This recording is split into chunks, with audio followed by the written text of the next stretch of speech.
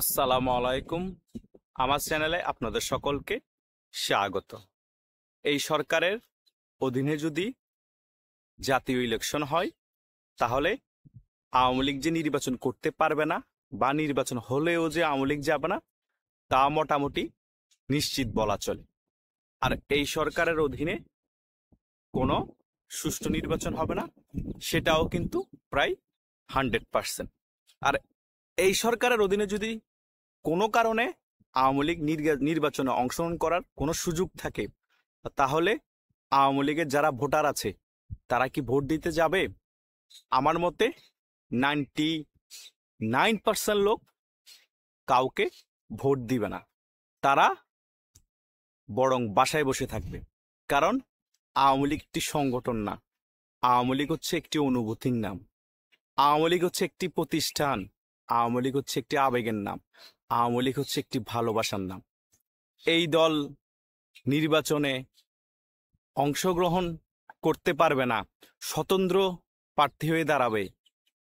আমরা জানি স্বতন্ত্র প্রার্থীকেও তারা জয় হতে দিবে না, কেন আমার ভোটটা নষ্ট করব? আর আমার ব্যক্তিগত অভিমত, কোনো রকমের স্বতন্ত্র প্রার্থী হয়েও নির্বাচনে দাঁড়ানোর কোনো দরকার নেই কোনো আওয়ামী লীগ প্রার্থীর। কারণ তারা আওয়ামী লীগকে নির্বাচনে আসার সুযোগ করে দিল, কাউকে জয় হতে দিবে না। আর আওয়ামী লীগের যদি 99% ভোটার ভোট দিতে না যায়, বাংলাদেশে 10 থেকে 15% ভোট কাস্ট হতে কষ্ট হয়ে যাবে। কারণ বিএনপির অনেক ভোটার আছে, তারা মনে করবে যে আওয়ামী লীগ নির্বাচনে অংশগ্রহণ করছে না, আওয়ামী লীগের কোনো ভোটার ভোট দিতে যাচ্ছে না, বিএনপি তো অটোমেটিক হয়ে যাবে, আমরা ভোট দিয়ে কি করব? এই চিন্তায় বিএনপির 50 থেকে 60% লোক ভোট দিতে যাবে না। জামাতের হয়তো 4 থেকে 5% লোক ভোট দিবে, বিএনপির 8 থেকে 9% লোক ভোট দিবে। ওভারঅল মিলিয়ে সারা বাংলাদেশে 15 থেকে হাইস্ট 20% ভোট কাস্ট হবে। এই ভোট কাস্ট দেখিয়ে বহির্বিশ্ব থেকে কেউ ওই নির্বাচনকে সঠিক বলে ডক্টর ইউনূস দেখাতে পারবে, সুষ্ঠু হয়েছে বলে দেখাতে পারবে? হ্যাঁ, বুঝলাম সুষ্ঠু হয়েছে, তাহলে ভোটার কোথায়? 18 কোটি 20 কোটি মানুষের মধ্যে যদি শুধু 2-3 কোটি ভোট পড়ে, তাহলে আর ভোটারগুলা কোথায়? সারা বিশ্বে থেকে নির্বাচনের পরপর সময় ওদের চাপ আসবে এবং গণতান্ত্রিক প্রক্রিয়ায় যে ব্যাঘাত ঘটেছে বাংলাদেশে, সেটা সবার কাছে প্রমাণিত হয়ে যাবে। অটোমেটিক্যালি তখন আওয়ামী লীগ 6 মাসের মধ্যে ঘুরে দাঁড়িয়ে যে সরকার তখন বসবে নির্বাচিত, তাদেরকে পতন করাই ফেলবে। এটাই হবে যদি ওই রকম কোনো পাতানো নির্বাচন করানো হয়।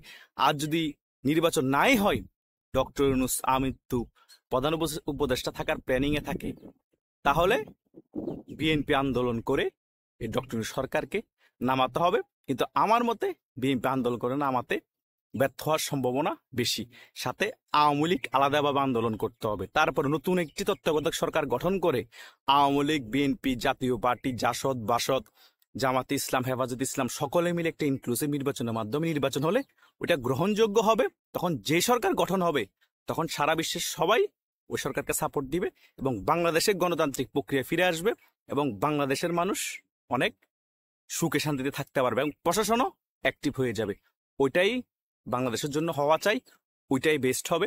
ওইটা আমার ব্যক্তিগত অভিমত, সাধারণ জনগণের অভিমত, এটাই হওয়া চাই। ধন্যবাদ সকলকে।